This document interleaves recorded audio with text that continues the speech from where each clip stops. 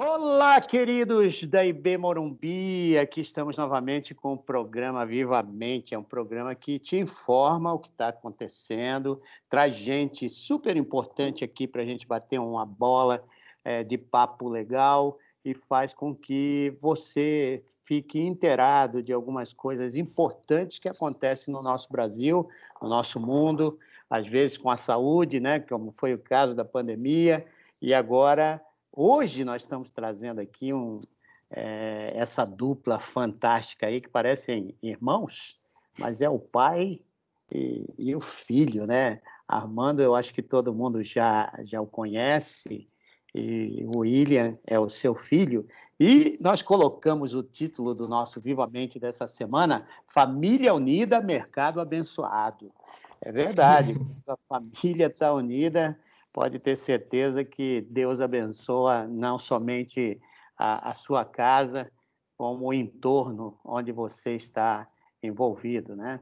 E falando um pouquinho do Armando, eu queria apresentá-lo. Ele, além de ser nosso irmão querido, um líder na igreja, ele é um executivo, investidor e mentor de empresas disruptivas nos setores financeiros e de tecnologia. A experiência dele é de 25 anos, liderando grandes bancos no país.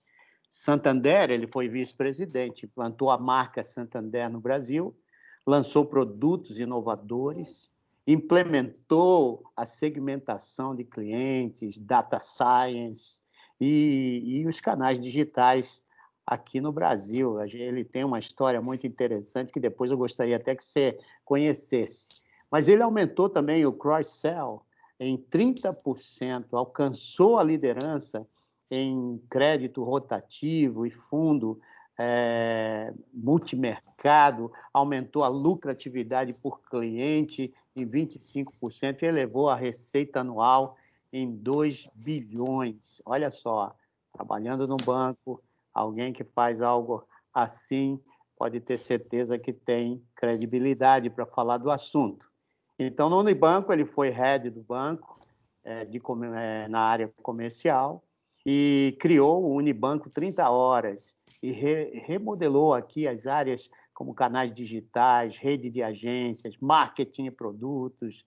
Ele lançou o segmento Uniclass, focado em clientes de alta renda, conquistou mais de 3 milhões de clientes e dobrou a renda. Olha, se eu ficar falando aqui do Armando, a gente tem aqui negócio para falar até amanhã. Eu quero falar também um pouquinho do filho dele, o William Pompeu. O William, ele é formado em finanças, olha, está seguindo o pai, pela Universidade da Colômbia Britânica e trabalhou por 2 anos num fundo de investimento canadense focado em ativos líquidos de impacto. O William também estagiou na Astela, de investimentos, um fundo de venture capital aqui de São Paulo. Beleza, eu acho que eu já aqui estou até cansado de falar desses dois que vão estar falando com a gente aqui hoje. E aí, eu queria que vocês dois contassem para a gente um pouquinho de como foi sua trajetória, Armando, com Cristo. Vamos começar contigo primeiro, a tua trajetória com Cristo e como você chegou a ser um vice-presidente de um banco. Conte isso para nós e depois eu vou perguntar para o seu filho alguma coisa muito legal sobre vocês dois. Vocês dois são casados, quer dizer, os dois não são casados, o Armando é casado. Um pouquinho da tua família, Armando. Legal. Eu acho que nossa família sou eu, a Priscila, que com certeza é a melhor metade dessa união. E temos 2 filhos que enchem o nosso coração de alegria. Somos gratos a Deus pela vida deles, que é o William e o Arthur, e pelos caminhos que eles têm seguido. E isso tem nos inspirado muito, né? Respondendo um pouquinho o que você falou sobre a minha trajetória com Cristo, a verdade é que eu nasci num lar cristão, então tinha todo um ambiente favorável para isso, mas talvez como boa parte das pessoas, durante muito tempo eu fui um religioso, né? Eu entendia dos termos da religião, mas não tinha uma experiência pessoal com Jesus, não tinha realmente entregue minha vida a Jesus, e quando isso aconteceu, foi uma transformação interior fenomenal. Eu mudei realmente muito. Lembro até que os amigos na escola diziam isso. O que aconteceu com você? Você está diferente e tal. E aquilo chamava a minha atenção. E daí, nessa mesma fase, isso foi na minha adolescência, eu comecei a trabalhar muito cedo, porque eu venho de uma origem simples, precisava ganhar dinheiro para poder estudar. Eu comecei a trabalhar aos 14 anos, que foi exatamente quando eu também me converti. E aconteceram duas coisas muito interessantes. A primeira é que, muito rapidamente, eu fui acolhido pelos missionários de uma missão relevante chamada Vencedores por Cristo, que focava principalmente na formação de líderes. Ela é muito conhecida pelas músicas, porque ajudou a evoluir a música cristã no Brasil, mas eu diria que um dos principais ativos daquela missão era formar líderes. A gente era muito treinado em, seja os princípios bíblicos que norteiam isso tudo, e também várias habilidades e ferramentas para relacionamento interpessoal, liderar pessoas, saber ouvir, fazer escutativa, fazer leitura de pessoas e das suas necessidades. E isso acabou também me ajudando muito na vida profissional. E na vida profissional, assim, quando eu comecei a trabalhar, o Papai do Céu foi generoso e eu sempre fui um cara que curti ler e era muito curioso, e eu fui trabalhar na Editora Abril, que é uma empresa de informação, né? E ali eles nos davam o direito de ler tudo o que a gente queria. E eu lembro de ter lido um material, que na verdade era uma enciclopédia de vários livros, e cada livro era dedicado a uma área da administração. Chamava Enciclopédia Harvard. E era interessante porque Harvard já trabalhava por estudos de casos, então cada livro eram 7 ou 8 casos de empresas que passaram por algum desafio na área de marketing, qual foi a solução, como fizeram o plano, que solução deu, e assim para outras áreas como finanças, gestão de pessoas e tal. Eu li aquele negócio, 14 para 15 anos, certamente não consegui entender mais do que 5% do que estava lá, mas aquilo fez despertar em mim um desejo grande, de dizer, eu quero isso aí, eu quero trabalhar nesse mundo corporativo aí, e quero liderar empresas nesse setor aí. Eu me lembro que eu disse para minha mãe, né, aos 15 anos, mãe, antes dos 30, eu vou estar dirigindo uma das 50 maiores empresas do país. Eu não sabia o que estava falando para minha mãe, né? Eu só estava tentando dizer para ela que eu ia tentar ser alguém na vida, provavelmente. Não era mais que isso, não. E ela me falou 3 coisas, parafraseando o que ela usou, que me marcaram muito. Ela disse, filho, então é o seguinte, capacite-se, porque quem não se capacita não chega, e quando chega não se sustenta. Uau! Tenha um plano. Se você não souber quais são os passos que você tem que dar para chegar até lá, né? E ela falou, e tem uma outra coisa, divirta-se no durante, divirta-se na jornada, né? Usando as palavras de hoje. Isso fez muita diferença em mim. Então, quer dizer, aí eu fui trabalhar com tecnologia, que é uma coisa que eu sempre gostei, inovação, me formei em análise de sistemas e processamento de dados, depois fiz administração e fiz pós-graduação em marketing. E eu era um cara, então, de tecnologia mais focado para inovação, quando fui convidado para ir para o Unibanco para ajudar a pensar em áreas de novos negócios e para usar a tecnologia para fazer produtos financeiros. E ali eu me achei realmente um ambiente muito favorável, muito criativo, nos dando a oportunidade de fazer coisas que, para a época, para o Brasil, era muito, muito disruptivo e tal. E fui crescendo muito rápido. O Unibanco me deu oportunidades maravilhosas. A cada ano e meio, 2 anos, eu era promovido. Então, aos 27 anos, eu virei diretor executivo, estatutário do banco. Aí voltei para minha mãe e disse, tá vendo? Antes dos 30, deu para chegar, graças a Deus, né? E fiquei no Unibanco 14 anos, dirigi várias das áreas do banco, marketing, produtos, canais, operações. Depois fui para o Santander como vice-presidente de marketing, produtos e clientes. Foi uma experiência muito interessante mesmo, até por conta da cultura, aí já é uma multinacional, estrutura matricial e essas complicações que, na verdade, não tem nenhum desafio além, mas era uma experiência que eu não tinha, né? E aí, por 6 anos, fiquei lá. E depois comecei a investir. Então, ganhei meu dinheiro como executivo e tenho tentado multiplicá-lo como investidor. Acho que esse é o meu primeiro ponto. E também mexido bastante com empreendedorismo, né? Sou sócio de forma direta ou indireta hoje de 8 empresas diferentes. A maior parte delas empresas começando e que tem potencial de crescimento. Mas é nisso que eu estou investindo meu tempo e minha energia, né? Que bacana, hein, Armando? Se juntar todos os eventos aí, a gente vê uma história de alguém que lutou para chegar onde chegou, né? Eu diria, talvez desse para dizer, não foi fácil, foi duro e tal, mas, para ser honesto, foi prazeroso a beça. Quer dizer, claro, ter começado a trabalhar aos 14 anos foi duro. Eu me lembro de aos 14 anos, como office boy, office boy tinha que ir para a rua, entregar envelope, pagar conta em banco, essa coisa toda. Não importava se estava sol ou se chovia. Eu me lembro que um dia, logo no começo, né? Falei, caramba, o que eu estou fazendo aqui? Depois do almoço, falei, se eu estivesse em casa, ia estar começando a sessão da tarde, era hora de estar vendo lá na sala de casa e tal, e putz, vou ter que ir para a rua e tal. Então, claro, tem seus desafios, mas uma das coisas que eu aprendi, quando você aprende a gostar do que faz e gosta do que você precisa realizar, essa equação se torna muito prazerosa. Então, eu durante a minha carreira, a Priscila brincava muito comigo. Ela não sabia se eu estava indo para o trabalho ou se eu estava indo para o meu hobby. Porque a verdade é que eu sempre gostei muito do que fiz. Então, os desafios vieram, mas eles nunca foram maiores do que as oportunidades e do que ele significava em termos de possibilidades. Que legal, que legal. E aí, William, você ter um pai como o Armando, né? Como é esse negócio aí para você? E o que levou você aí na direção do mercado financeiro como seu pai? Fala para a gente aí, a nova geração, comunicando aqui para a nova geração. Bacana. Bom, como vocês viram, o currículo pesa, então é sempre algo a ser batido, né? Um desafio maior ter um pai que fez tanta coisa, acho que motiva muito a crescer. E acho que é um pouco redundante falar que os pais influenciaram na minha vida. Acho que todos os pais influenciam positivamente ou negativamente os filhos.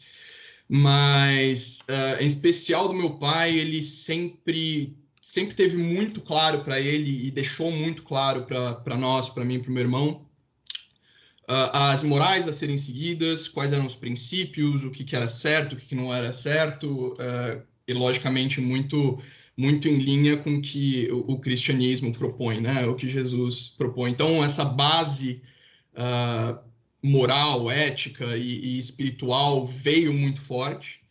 E o meu pai também nunca nos poupou da verdade. E foi muito interessante, né? Se a gente tinha feito alguma coisa errada, estava errado, não tinha ninguém, ele não aliviava. Esse departamento era da minha mãe, né? O meu pai nem no futebol deixava a gente jogar. Então, foi desafiador, né? Porque era sempre desafiado a entender o que é o correto e o não correto.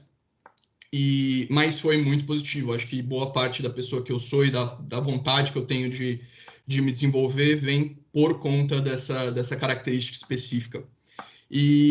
Bom, o ingresso no mercado financeiro vem muito também do meu pai, né? Então, ele chegava em casa ou no fim de semana, era conversa corriqueira, o que ele tinha feito, o mercado financeiro, como é que funciona, como é que não funciona.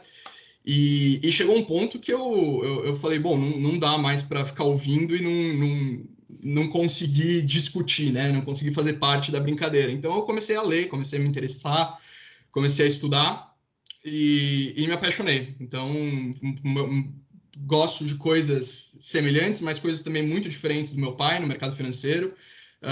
Então, essa primeira faísca de interesse veio dessa vontade de conseguir ter uma discussão relevante.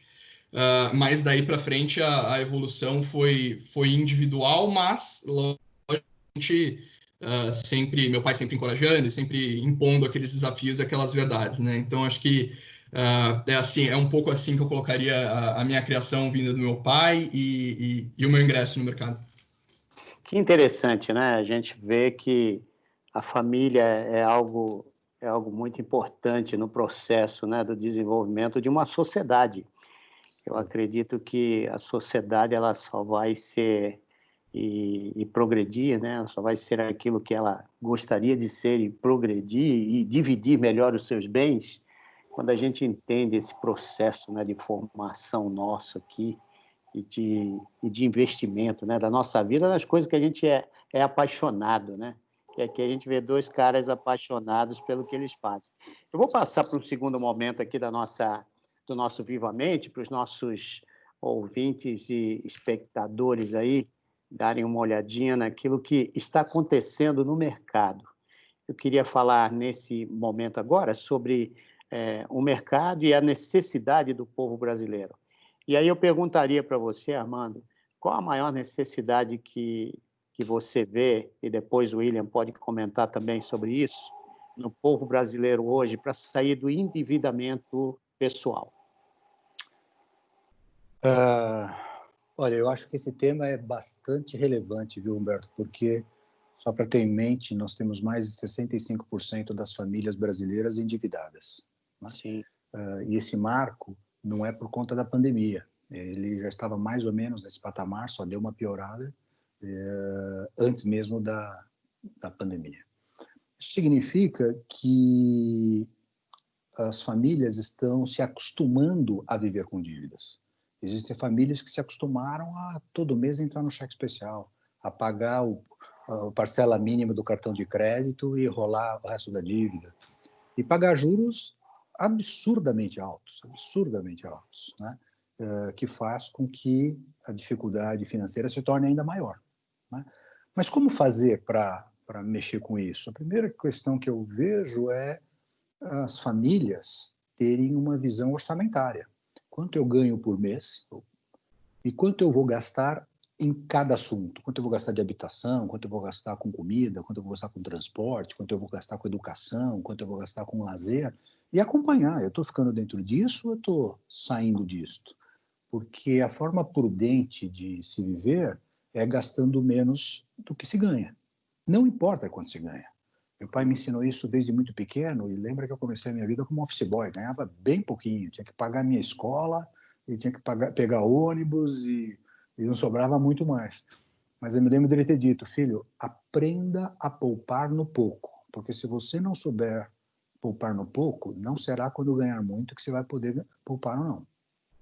Então, uma das principais coisas que eu acho é que as pessoas precisam repensar um pouco como gastam seu dinheiro para sobrar.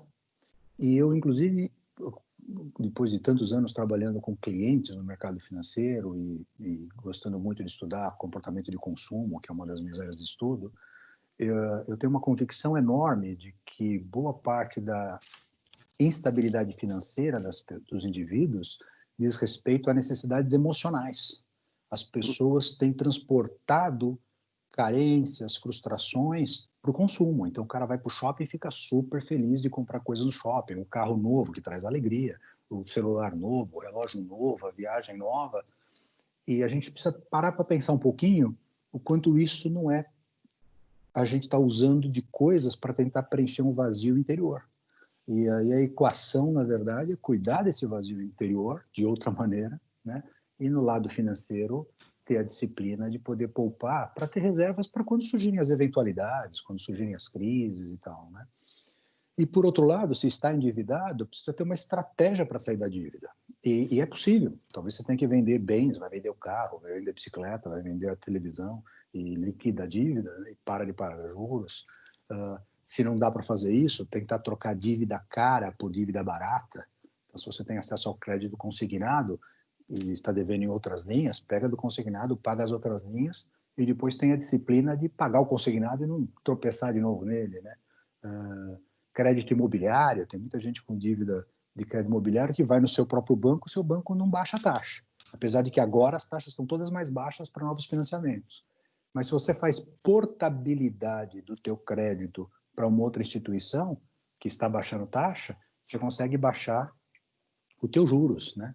Então, essas são as recomendações que eu dou. Faça um orçamento doméstico, tenha disciplina de gastar menos do que ganha, envolva a família nisso, faça disso um processo de diálogo, né? Meu filho está aí para dizer, muitas vezes, pai, eu quero alguma coisa. E dizer, filho, nós podemos comprar, nós temos dinheiro para comprar, mas nós precisamos comprar. Você precisa disso agora? Isso aqui é necessário, isso aqui é supérfluo.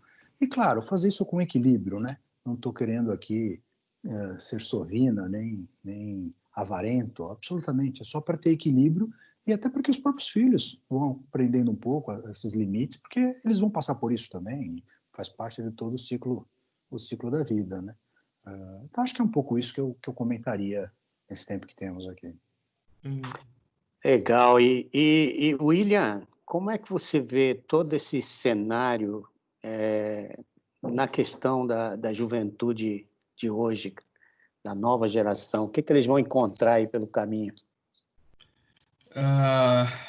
Pergunta grande, mas vamos lá.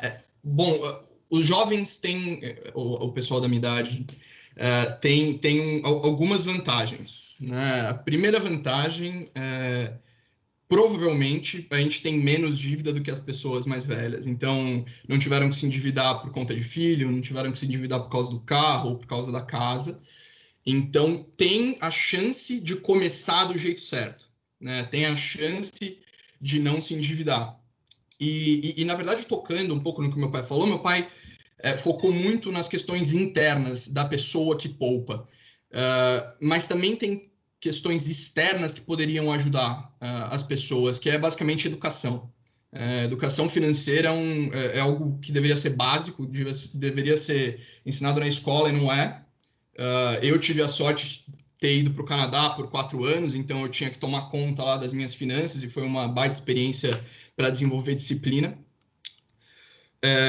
Esse era o meu comentário com relação ao meu pai. E, bom, o investimento é basicamente um gasto postergado. Então, o que você está fazendo é você deixar de gastar hoje para você ter a possibilidade de gastar no futuro. E nesse meio tempo, você tem a possibilidade do seu dinheiro render.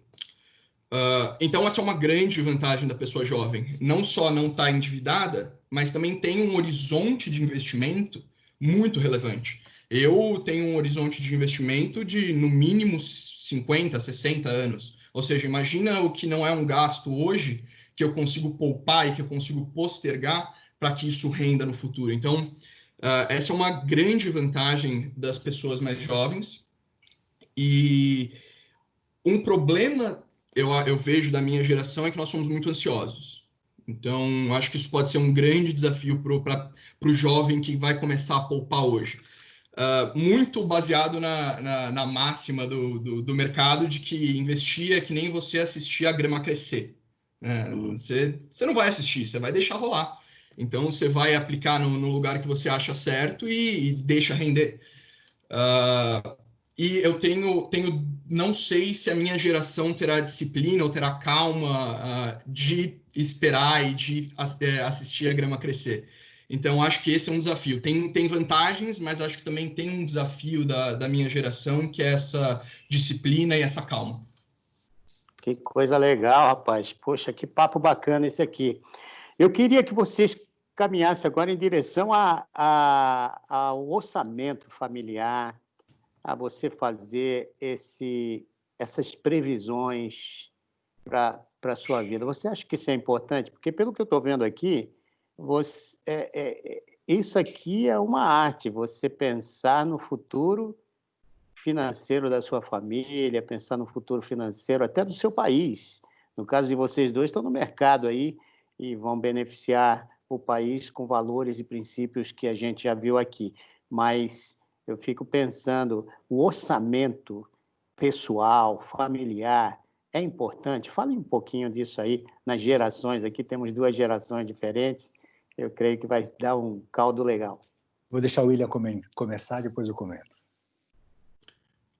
Bom, como eu disse, eu tive a oportunidade de ficar 4 anos no Canadá e lá, pela primeira vez, eu, de fato, tive que encarar um orçamento, né? Então, quanto que eu tenho para gastar ao longo do ano, ou ao longo de 2 anos, foi, de fato, um processo de aprendizado contínuo, né? Então, não adianta dizer que tem uma fórmula para seguir esse orçamento bem. Não existe, é uma questão de aprendizado. Então, você só vai aprender fazendo. O que é o grande desafio, porque as pessoas muitas vezes não dão o primeiro passo por medo de não saber fazer. Você não vai saber fazer na primeira vez que você faz. E eu, durante 4 anos, eu ainda acho que eu não sei fazer direito. Tenho muito para aprender. Então, O orçamento é muito importante porque a matemática não poupa ninguém, né? Então, você tem o que entra, que é o positivo, você tem o que sai, que é o negativo. Se o negativo está maior que o seu positivo, tem alguma coisa muito errada e você vai colher os frutos negativos no futuro. Então, o orçamento, de uma forma muito básica, é isso: é você ter noção de quanto vai entrar e saber quanto vai sair. E outra questão muito importante é você construir o seu orçamento baseado no quanto você quer poupar, não no que vai manter a sua qualidade de vida, por assim dizer. Porque se você vai manter a sua qualidade de vida antes de poupar, a tendência é que você vai gastar mais do que você tem, ou você vai gastar tudo que você tem e você nunca vai poupar. Então, algo que, pelo menos, funciona muito mentalmente para mim é estabelecer quanto que você vai poupar. São 30%, 40%, você decide o número, o maior, melhor, e a partir daí você define como que você vai, quanto você vai gastar, e não o contrário. Então, eu acho que esse é um exercício de orçamento que é muito importante, que geralmente as pessoas fazem o contrário. Eu acho que é isso mesmo, o William colocou bem. Precisa conhecer a receita. Então, a primeira coisa é quanto eu ganho por mês. E não importa se você é assalariado, se você é comissionado, se você é autônomo, você tem uma média, né? Então, se você anotou o que você ganhou nos últimos meses, você tem uma visão do qual é a média. Então, baseado nessa média aqui, a minha expectativa é que isso vai continuar? Vai. Se vai, esse aqui é o meu padrão. E para fazer controle de orçamento, existe um monte de ferramentas que ajudam. Você pode, desde o mais simples, que é anotar numa caderneta o que você está gastando aonde, depois passar os olhos para ver se ali precisava mesmo, se tem oportunidade de economia, mas você tem, no Google, você pesquisar planilhas para orçamento pessoal, orçamento familiar, você vai ter uma infinidade de planilhas à sua disposição, tem aplicativos para isso, né, que te ajudam a classificar e olhar. Então, hoje você tem ferramentas que te ajudam, mas a essência é saber quanto eu ganho, projetar quanto eu vou gastar, porque se eu vou gastando para depois ver, eu tenho que fazer o orçamento do mês. Eu vou gastar tanto de comida, tanto disso, e aí você vai monitorando para ver se tem que acompanhar isso de forma diferente ou não. E como o William disse, não é eu vou viver o mês e lá no final eu vejo o que sobrou para eu investir. O que a gente aprendeu na prática é que o certo é definir quanto você quer tirar logo que entrou o dinheiro e depois viver com o resto. E mesmo se você vai fazendo isso aos pouquinhos, a verdade é que chega uma hora o teu dinheiro começa a trabalhar por você, porque os juros, que em vez de você estar pagando para o banco está pagando para você. E se você começa a aprender um pouquinho mais de como investir em coisas que dão mais retorno e tal, isso vai ficando muito grande. O Humberto deve se lembrar, um tempo atrás a gente estava olhando um material lá num dos cultos da igreja que projetava o seguinte: se alguém guardar R$1.000 por mês durante 21 anos, então imagina que ele começou a trabalhar aos 20 anos de idade, que agora ele tem 41 de idade.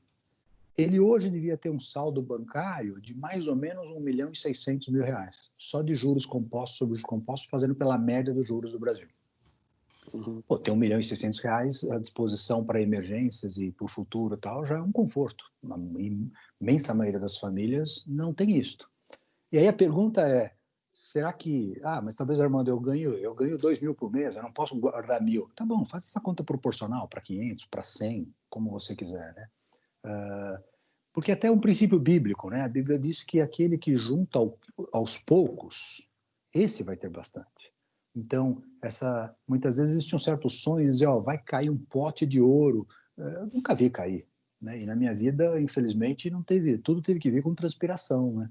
Então, é mais prudente dizer, não vou ficar esperando que alguém vai me dar uma herança, mas o que eu vou fazer é caminhar com as minhas pernas, ganhar meu dinheiro, gerir as minhas finanças com sabedoria e com prudência e botar dinheiro para render para mim, botar dinheiro para render para mim, botar dinheiro para render para mim. As nações ricas são ricas porque as suas famílias, as suas empresas e os seus governos são superavitários.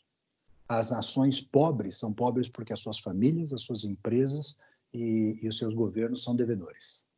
Portanto, muitas vezes, só fomentar pelo crédito excessivo e com juros é criar um problema mais ali para frente. A gente já viu isso em algumas crises. A penúltima crise foi causada, mundial, foi causada exatamente por causa disso, né? Então, claro que o crédito é uma ferramenta importante. Vivi com crédito e ganhei muito dinheiro com crédito pela minha carreira, mas isso tem que ser feito com sabedoria e com parcimônia. Muito bom. E falando nisso, eu creio que esse é um tema muito interessante, porque o problema do Brasil não é o quanto ele arrecada, é o quanto ele gasta, né? A gente vê o próprio país numa situação bem difícil na distribuição agora, com a pandemia, a gente percebe o quanto de problema a gente tem para manter esse povo de pé, né? Logicamente que tem países que estão em piores situações do que o nosso.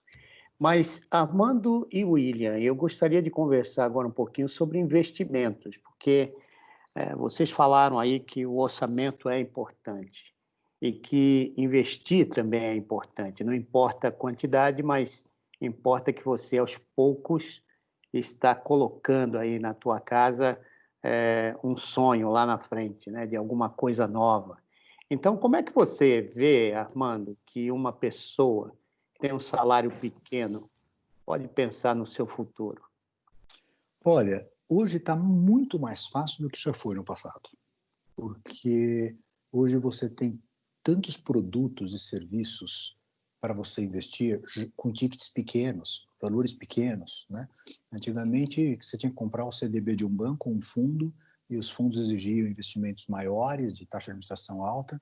Hoje você já tem fundos que o investimento é bem pequenininho. Tem fundo que você, com R$50, você investe, né? Você tem outras opções. Você pode abrir conta numa corretora e comprar ações. E também você pode fazer isso com pouco dinheiro. Você pode comprar ETFs, uma coisa que está na moda e que vale a pena prestar muita atenção, porque cobra a taxa de administração menor do que o dos fundos, e você aplica índices, no índice da bolsa, no índice de small capital, seja o que for, e que historicamente rende mais do que você ficar colocando na média dos fundos. O William, um especialista de estudo nisso, pode falar com mais profundidade. Então, a verdade é assim, as fintechs, as corretoras e os próprios bancos possuem bons produtos que você já começa a investir muito pequeno. Mas o William falou uma coisa importante, que é a educação financeira. Então, é importante ler sobre isso, aprender quais são as diferenças dos ativos possíveis de investimento, o que é investir em renda fixa, o que é investir em renda variável. Dentro de renda variável, tem coisas que são mais arriscadas, que têm talvez um pouco menos de risco, um médio risco, porque o que você tem que saber é onde é que você está botando o seu dinheiro também. Não é que você vai colocar lá e alguém faz. Não, você tem que botar em lugares que trabalhem bem com o teu dinheiro, e você tem que acompanhar se o rendimento está indo bem ou não. Mas dá pouco trabalho. Eu todos os meses, atualizo todos os investimentos que temos e todas as despesas do mês. E eu acho que eu tenho um histórico de, sei lá, talvez 15 anos dos nossos gastos mensais. Eu sei qual é a inflação da família Pompeu, mês a mês, durante todos esses anos, né? E a mesma coisa com o investimento. Para dizer, pô, eu botei um pouco de dinheiro aqui, um pouco aqui, pô, isso aqui está rendendo menos. Deixa eu estudar um pouco melhor para ver se eu tenho que deixar aqui ou se eu tenho que tirar o dinheiro daqui e aplicar num outro lugar que me renda mais. Né? E isso aqui no tempo faz uma diferença brutal, faz o saldo ficar muito maior. Né? Então, o que eu recomendo é leia mais sobre finanças, busque conselhos. Hoje tem muitos agentes aí para dar conselhos. Claro que alguns têm conflito de interesse ou não, isso é outro assunto.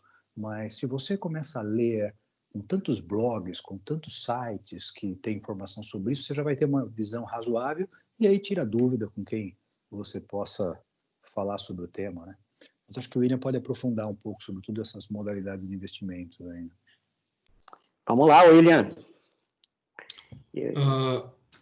Bom, botando foco no jovem, né? Então acho que é mais fácil falar da minha geração.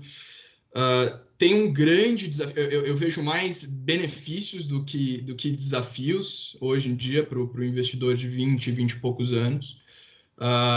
O grande desafio é a taxa de juros baixa. né? Por muito tempo, na verdade, quase toda a história, o Brasil, você colocava na Selic e acabou lá, né? Você não precisa se expor a risco, você não precisa fazer nada. O que não é mais verdade. Então, esse é o grande desafio da pessoa que vai investir na minha geração. Está mais difícil. Você tem que se expor a risco, você tem que se expor aos desafios do mercado, às flutuações do mercado, o que pode ser um grande desafio para quem está começando a entender as dinâmicas do mercado. Então, eu diria que essa é a grande dificuldade. Daí para frente, eu vejo mais facilidades do que qualquer outra coisa. Então, meu pai falou muito bem do acesso que as pessoas têm, mesmo com pouca renda, a bons instrumentos, a bons ativos. Tem inúmeras empresas que se fala que estão democratizando o mercado de capitais, dando acesso a pessoas que não tinham acesso ao mercado de capitais, a ativos que possam gerar mais retorno. Então, isso é muito positivo. Outra questão é o acesso à informação, que o meu pai também mencionou. Hoje tem uma infinidade de recursos que você pode usar, pagos, mas muitos gratuitos. Então, não, a questão do dinheiro a ser gasto nisso não é uma desculpa. Tem muita coisa boa, gratuita, para você entender um pouco mais, para você saber um pouco mais. E, na minha opinião, a educação é a base de tudo para você começar a investir. Principalmente porque as pessoas do mercado financeiro têm a tendência ou gostam de usar termos muito específicos só para dificultar a vida de quem não sabe esses termos. Ou Tá criticando a minha geração, dá uma olhada. Para parecer que é algo inacessível. Então, você saber esses termos é fundamental também. E é uma questão de ler uma definição, né? Não é muito mais que isso. Um desafio que eu vejo, ou seja, esses dois são os grandes benefícios e as grandes facilidades para a minha geração, mas um outro desafio você tem que ser muito independente com relação ao seu investimento. Então, você pode ter recursos como alguma corretora para te ajudar, alguém para te dar informação, mas ninguém tem o seu bem-estar como foco, que nem você. Então, é importantíssimo que você saiba do que você está lendo, você entenda o que é investir, porque tem muita gente, boa parte do mercado financeiro é remunerado de forma que não se foca no benefício do cliente. Então, você ter a noção de que aquela pessoa que está te vendendo talvez não esteja te vendendo as melhores coisas é fundamental também. Então, e isso só se consegue lendo mesmo. Então, acho que o que o meu pai falou está muito em linha com o que eu tinha para falar. Então, é isso. A taxa de juros é um desafio, mas que pode ser superado facilmente com os outros benefícios que estão vindo. Deixa eu dar um exemplo aqui, alguns exemplos que passaram pela minha mente enquanto ele estava falando, né? Alguns anos atrás, quem teria vontade de investir em imóveis tinha que guardar dinheiro para comprar uma casa e botar lá para alugar, comprar uma sala comercial e tal, né? Hoje, por exemplo, você tem os fundos imobiliários, que tem especialistas gerindo esses fundos, e aí você tem fundos imobiliários, inclusive, especializados, por exemplo, em ambiente corporativo, lajes de escritórios, outros em logística, outros em shoppings, por exemplo. E você diz, pô, eu quero ter participação em shopping. Hoje, cara, com algumas centenas de reais, você consegue comprar cotas desses fundos e ser sócio de um conjunto de shoppings, né? De forma indireta, através de fundos, né? Esses instrumentos, por exemplo, não tinham até pouco tempo atrás, né? Você tem aqui, você quer investir nas ações americanas, você consegue aqui comprar uma ETF equiparado à Bolsa Americana, e se tudo está subindo lá, você está ganhando, e assim por diante. É uma maneira de... Você diversifica seu capital, inclusive internacionalmente, sem tirá-lo de dentro do país, né? Então, tem vários produtos e serviços, não quero ser aqui técnico e nem exaustivo, mas é só para motivar as pessoas a ficarem com essa curiosidade. Ó, deixa eu entender um pouquinho de produto financeiro, deixa eu entender quais são os tipos, como é que eu posso, o que se adequa mais ao meu perfil, o que me rende mais e tal, né? Essa curiosidade é uma coisa que eu realmente gostaria de estimular, porque como o William disse, não tem ciência espacial aí não. Às vezes o mercado usa expressões que não são do cotidiano, mas é só por uma questão de jargão setorial, né? Ao final do dia, boa parte dos bons investimentos você faz usando bom senso. Não precisa ter enorme formação, não. Né? Puxa, que legal. Eu queria animar você que está nos ouvindo, né, nesse Vivamente, a participar do Centro de Estudos da IB Morumbi. Sem dúvida, nós vamos ter aulas que vão de encontro a essas realidades que nós temos e que você sofre aí por, de repente, não ter tantas informações. Participe lá, porque todo esse pessoal vai estar nos ajudando a montar uma sociedade juntos aqui, né, através das famílias, que possam pensar no melhor para o seu próximo, né? Eu queria entrar aqui num quarto momento. Esse quarto momento ele tem muito a ver com a importância de valores e princípios para as suas gerações, né? A gente vive num país em que a gente vê uma luta tremenda aí, e tudo isso tem a ver com falta de princípios, falta de alguns elementos que façam essa sociedade repensar todo o seu processo, né? De distribuição de bens, de lucros e tudo mais. Como você vê a importância da família no teu sucesso, né, pessoal e até na tua forma de olhar as outras pessoas? Isso para você, Armando. E para o William, eu queria que você guardasse aí, William, o que você diria sobre valores e princípios pessoais para o sucesso da sua geração no mercado, tá bom? Então, eu passo aí para vocês. Bom, Humberto, eu não tenho dúvidas que você está tocando um ponto fundamental. A própria Igreja Batista do Morumbi, durante muitos anos, usou a filosofia, um mote de dizer que uma sociedade será forte na medida em que seus lares forem fortes, né? Uma comunidade será forte na medida em que seus lares forem fortes, né? E forte no sentido pleno, né? Um ambiente saudável, aconchegante, de suporte, de apoio, de acolhimento, de amor, de disciplina, de debate, de discussões, que tem que existir também, é óbvio, né?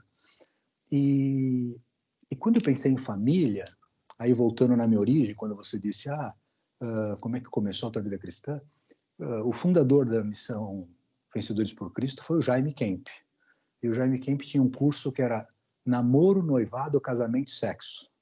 E eu devo ter feito esse curso umas 40 vezes, porque, na verdade, a gente era voluntário, a gente ia para trabalhar, e eu ficava vendo aquilo, e o Jaime é um sábio, primeiro, e segundo, de uma praticidade, um senso de humor, então era muito divertido vê-lo.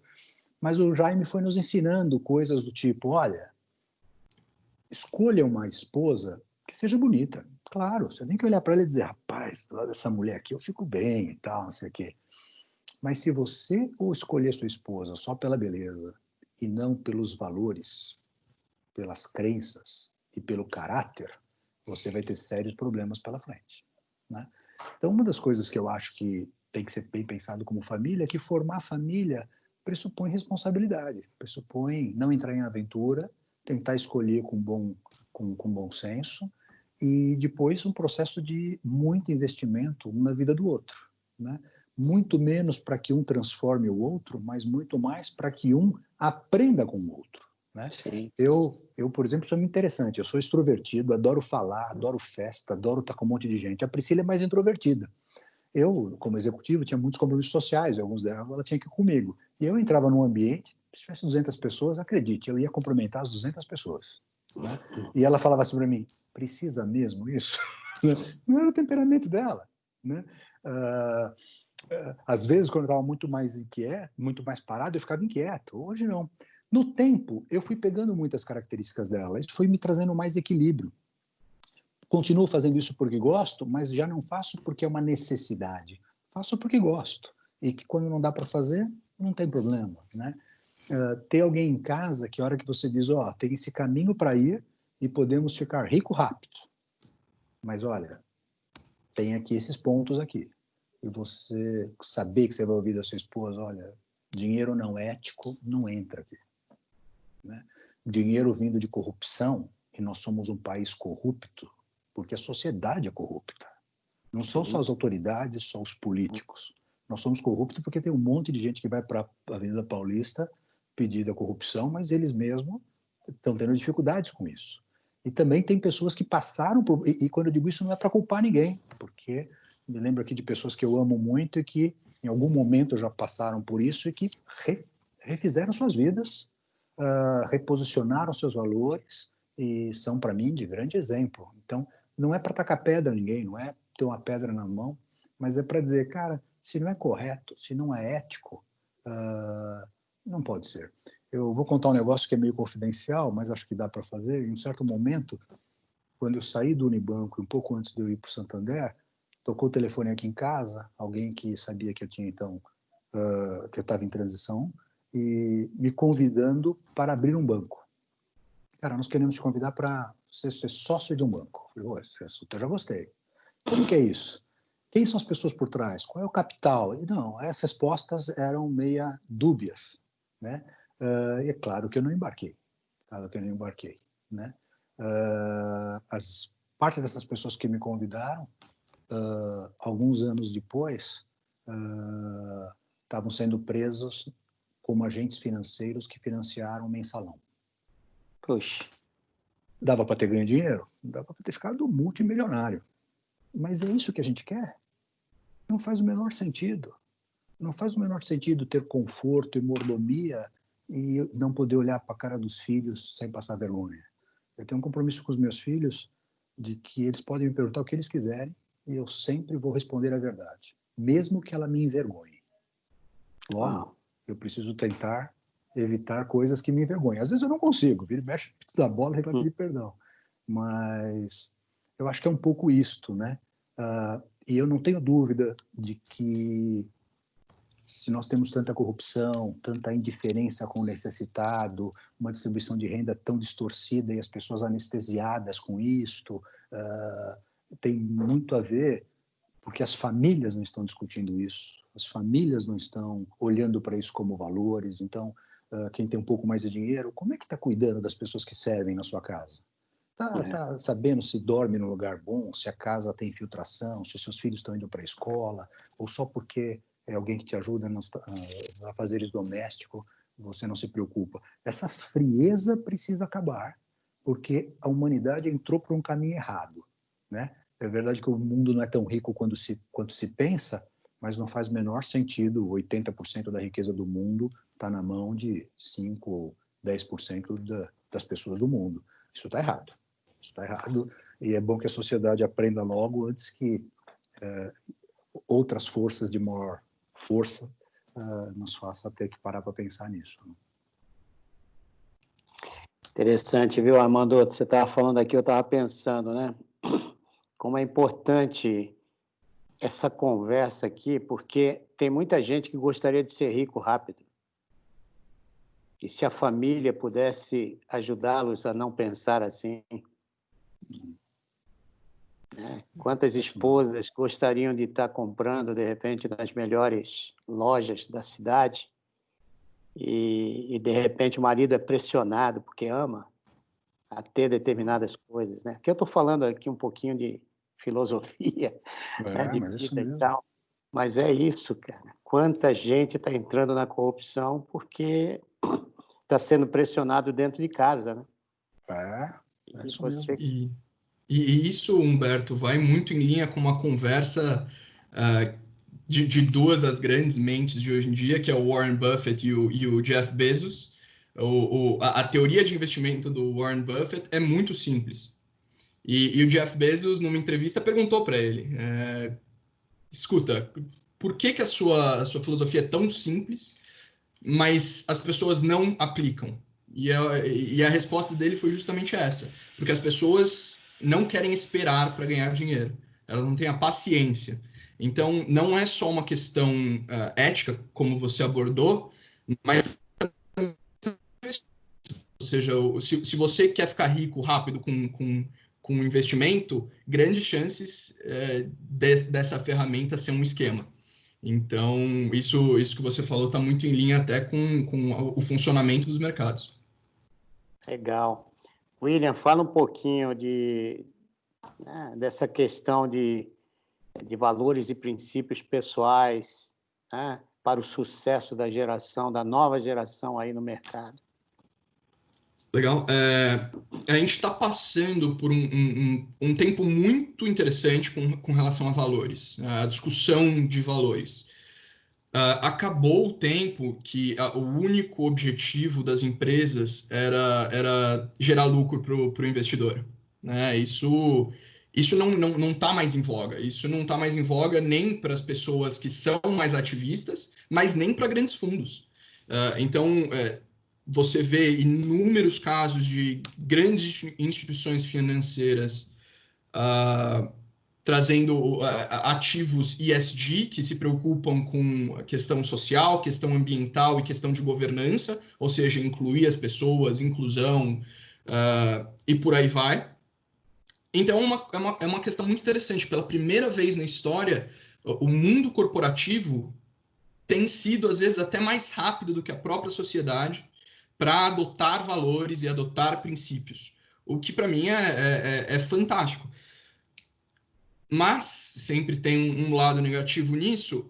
Quando essa discussão de valores e de princípios se torna status quo, ou seja, se torna o que é o normal, corre-se o risco de ter muitas máscaras de valores que não refletem de fato as intenções e as pretensões das pessoas, das instituições e por aí vai. Então, ainda que seja muito positivo esse movimento do mundo corporativo e do mercado financeiro e de governos, inclusive, para adotar determinados valores, pode ficar confuso. Pode ficar confuso e pode ficar difícil de entender o que é verdade, o que é princípio e o que não é princípio, ou o que é só uma máscara. E acho que nós, como cristãos, temos uma enorme vantagem de ter a melhor referência com relação a isso, né? Então, se você pensa em Jesus, Jesus é a melhor pessoa que você pode ser, a melhor pessoa que alguém pode ser.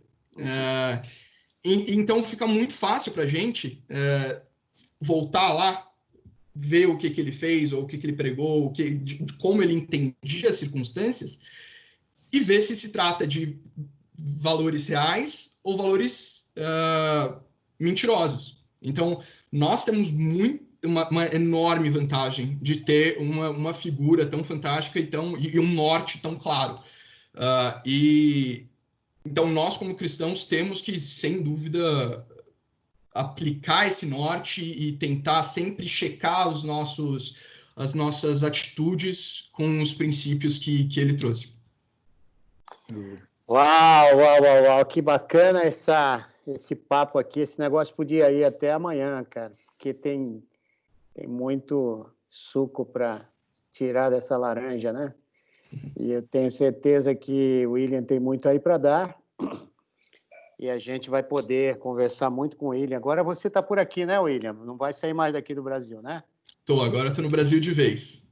Então, nós vamos realmente ter você muito perto aí para falar para a nossa nova geração. Você tem uma cabeça muito boa, princípios, valores que são sensacionais, e aqui te escutando eu fico animado. Eu acho que os ouvintes também estão muito animados aqui nesse papo que nós estamos tendo. Deixem um recado para a Igreja Batista do Morumbi. Se você estivesse lá na frente, no Pastor Lisânias, falasse, olha, vocês têm aí 5 minutos para dar um excelente recado para a sua igreja, o que vocês diriam para eles nessa área de valores e mercado? Olha, eu começaria trazendo a esperança. A gente está em um momento de crise, tem muita confinamento, muita gente até deprimida, e negócios não indo bem, pessoas desempregadas, momento difícil. E a minha palavra é de esperança. As crises sempre passam. Jesus prometeu que ele disse que nós passaríamos por provação, mas prometeu que sempre estaria conosco, nos sustentando. E mesmo quando tudo aparentemente está dando errado, a gente tem que olhar para dentro e voltar para a nossa casa, que é de dentro da gente mesmo, onde Deus reside, e ficar em paz com Deus. A outra coisa que eu queria falar é um pouco que o William mencionou de forma diferente. O William estabeleceu Cristo como benchmark, a pessoa a ser seguida. E é isso mesmo, porque isso é ser cristão. Cristão é ser pequeno Cristo. Pequeno Cristo no sentido de como eu posso ser um pouco de Jesus em tudo que eu faço. A minha mente está sendo formatada pelos princípios dele.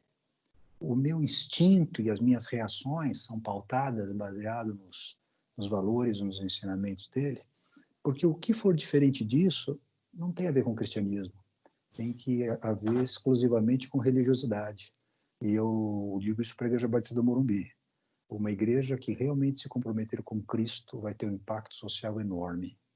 E as igrejas que se concentrarem demais na religião, na liturgia, e não na experiência e na convivência pessoal com Cristo, perde uma chance sem igual. E quem é que faz isto?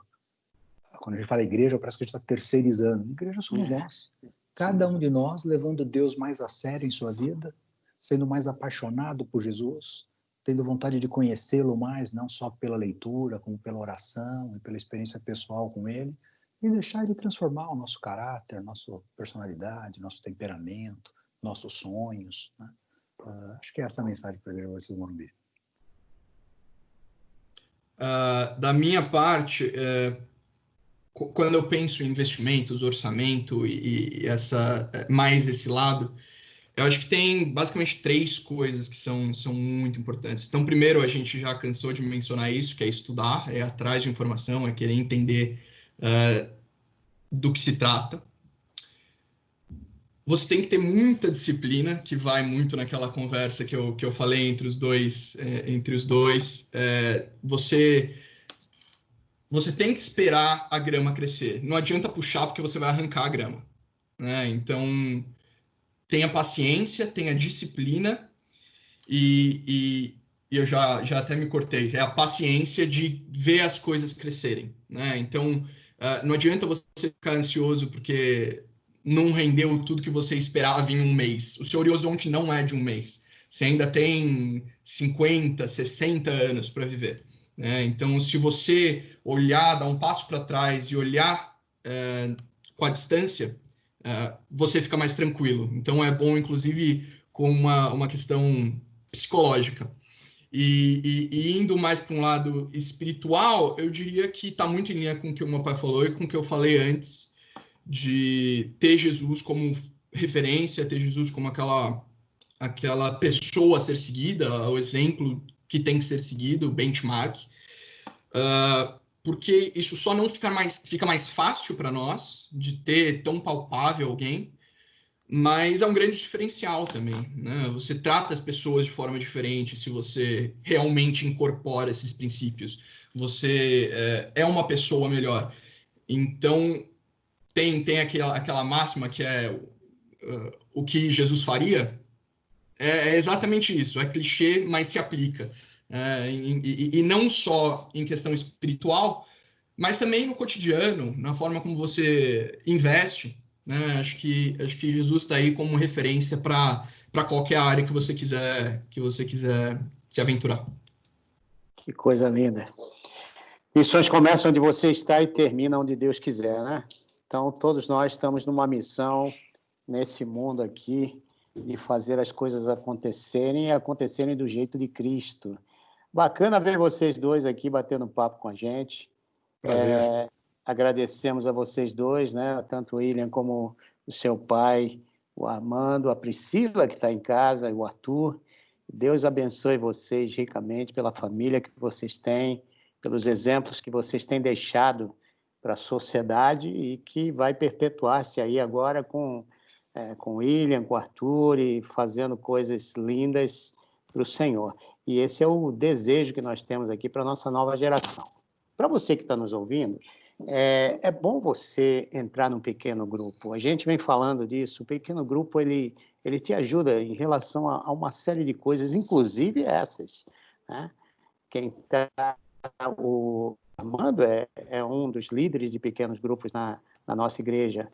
Por um bom tempo ele Ele tem muita gente aí que saiu do seu pequeno grupo e abriu um pequeno grupo também, e são pessoas que vivem a vida normal como qualquer um de vocês, e que podem dar exemplos de vida, de carinho, e de levantar os braços quando os seus estão caídos.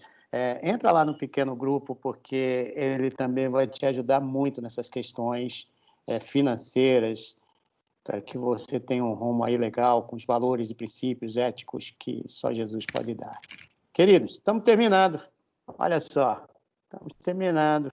Agradecendo a vocês de coração, viu? Armando e William. Foi muito joia estar com vocês. Agradecendo ao Nemer também, que é o nosso assistente técnico aí por trás. Ele não aparece, só deixa lá as iniciais, NS. É o cara que faz as coisas funcionarem. Prazer enorme, Humberto, e parabéns pelas suas iniciativas. Eu adoro o teu empreendedorismo e tudo que você faz, e onde você põe a mão, invariavelmente vem coisa de qualidade, e vivamente você tem liderado com muita força, assim como tem liderado o Centro de Estudos Bíblicos, que está aí por nascer. Eu tenho acompanhado isso de alguma maneira e estou encantado com tudo que tenho visto, sem falar especificamente na área de missões e de ação social. Então, você é um amigo muito querido que nos inspira, e é um prazer caminhar contigo.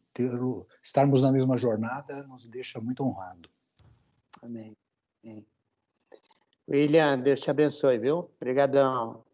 Eu que agradeço, Humberto. Foi um prazer, foi uma alegria fazer parte desse papo, e espero que tenham muitos mais. Vai ter. Deus te abençoe, queridos. E a gente se vê na próxima quarta-feira, e eu vou trazer aqui uma pessoa muito especial que vai falar sobre educação, a volta às aulas, os problemas que nós temos aí pela frente para encarar, e os pais estão encarando. Nós vamos discutir aqui sobre abuso infantil também, coisas interessantes para você que é pai, que é mãe.